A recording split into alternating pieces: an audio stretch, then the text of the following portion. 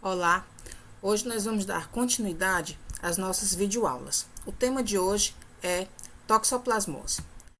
Toxoplasmose tem como agente etiológico Toxoplasma gondii. A maior parte da população acredita que o principal culpado dessa transmissão dessa doença é o gato ou os felinos, mas a gente vai ver como é que é essa história. Os felinos são o hospedeiro definitivo do Toxoplasma gondii, porque ele é um parasita intestinal de gatos. O homem é o seu hospedeiro intermediário, né, assim como outros animais. Esse parasito tem como classificação essa daqui. E a principal característica é a presença do complexo apical, por isso ele fica no subgrupo apicomplexa juntamente com o plasmódio. O complexo apical é uma estrutura de penetração nas células, já que ele também tem essa fase intracelular. Aqui nós vemos os taquizoítas, as estruturas do complexo apical, tá? E o cisto contendo os bradizoítas, uma ilustração. Como aspectos gerais, a gente inicia com o ciclo biológico.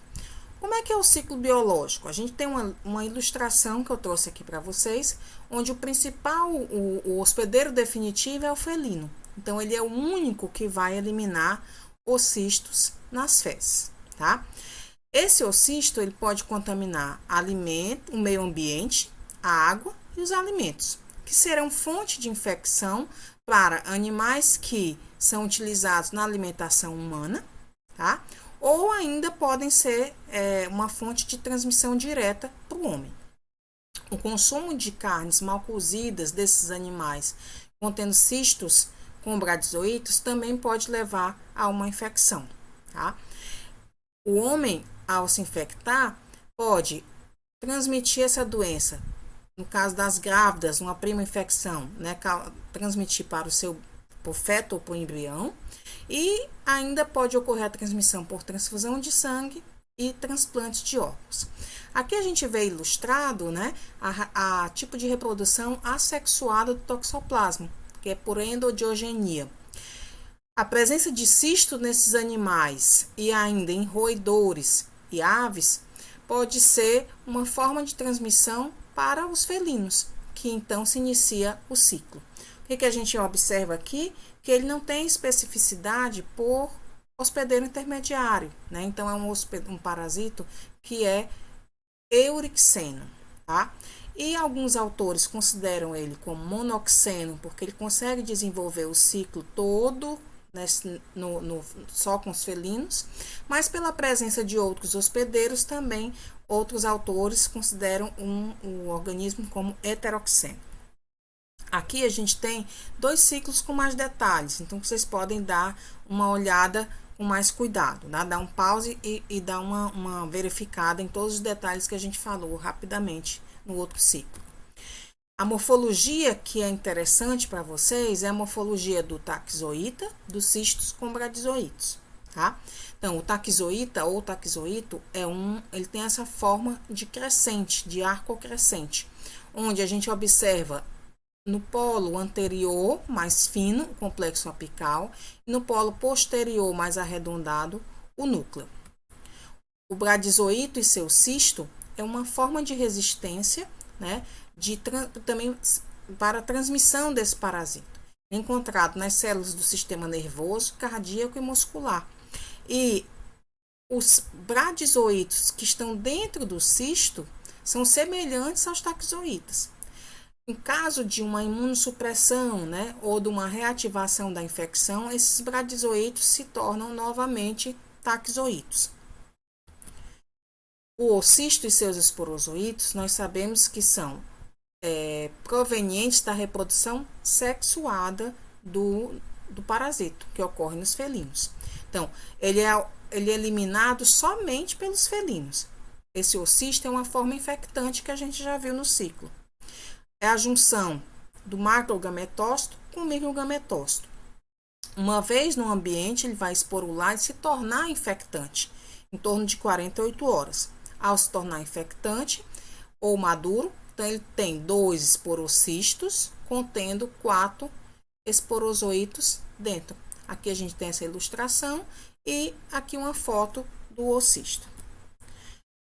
Esse parasito, por causa das suas várias formas de transmissão, ele é um parasito que tem um caráter cosmopolita, né? Então, ele tem essa característica de em alguns países ele tem 10%, mas chega com prevalências até de 70%, onde poucos casos são conhecidos, né? Acontece a doença propriamente dita, e a maior parte dos indivíduos são infectados, dando esse efeito iceberg. O hospedeiro é exigente quanto ao definitivo e liberal quanto aos intermediários. Então, a gente já sabe que ele é eurixeno. A transmissão, né, ou a ocorrência é igual nos dois sexos e aumenta progressivamente com a idade. A gente sabe que uma boa parte da primeira infecção acontece na infância, mas os hábitos alimentares fazem com que ocorra essa transmissão. E ainda ocorre em regiões que são mais quentes, né? Regiões quentes e úmidas. A gente sabe que para potencializar essa transmissão ainda tem alguns vetores, né? Como que carregam os cistos, como nesse caso aqui, as moscas. Essa é uma doença que tem surtos importantes no Brasil, tá? Então, a gente sabe que e nesses surtos, os maiores implicados é a transmissão através da água. Então, essas formas de transmissão por água, alimentos frescos, né, e alimentos mal cozidos, potencializam, então, a possibilidade desses surtos. Os dois maiores surtos dessa doença aconteceram no Paraná e no Rio Grande do Sul, que foi o mais recente, agora em 2018. Como formas clínicas, nós dividimos em toxoplasmose pós-natal, tá? Onde o indivíduo, no imunocompetente, a principal forma é a forma ganglionar ou febril aguda, tá? Quando acontece os casos, ela acontece a forma ocular, né, que é a toxoplasmose ocular, e a toxoplasmose neurotoxoplasmose, que a gente vai ver no próximo slide. Então, a forma ocular tardia, ela evolui numa retinocoroidite focal granulomatosa necrosante, tá? Essa lesão, ela evolui para a cicatrização e as recidivas podem levar à perda acentuada da visão. No imunocomprometido, acontece a outra forma mais comum. Na primeira, toxoplasmose ocular, e a outra forma que é a neurotoxoplasmose, tá? Então, no imunocomprometido, aquela doença que estava latente vai haver uma reativação. E a gente, então, vai observar no cérebro, né, principalmente no encéfalo, a forma encefálica e ou generalizada. A toxoplasmose congênita também é muito comum, né, e uma das principais preocupações dessa doença.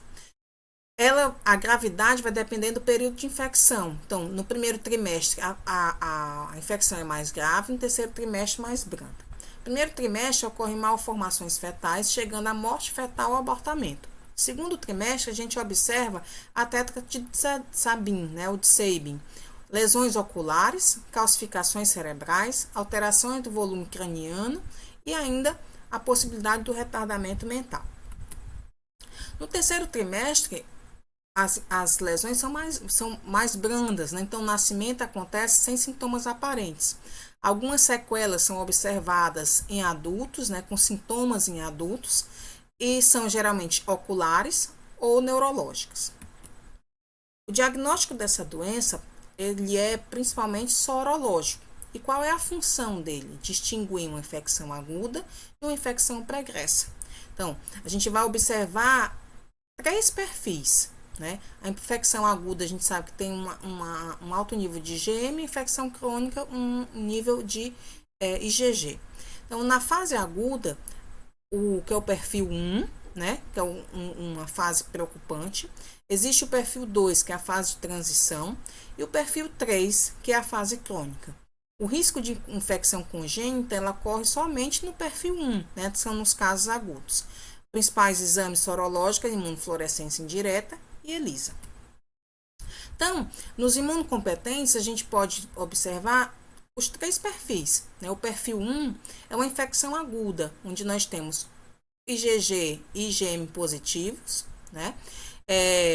geralmente mais IgM positivo, que é o que caracteriza uma infecção aguda, essa baixa avidez dos anticorpos. Então, a gente pode ver aqui o início da doença, né? IgM e IgG. Quando esse IgG e IgM estiverem negativos, nós temos que fazer uma nova coleta em 2 semanas para observar essa evolução. A fase de transição, que é o perfil 2, ele tem altos níveis de IgG e o IgM pode estar presente ou ainda em baixos títulos, tá?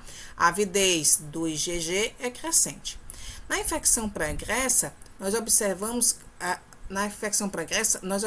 IgG baixo e IgM negativo, que já aqui, né? Que é o perfil 3.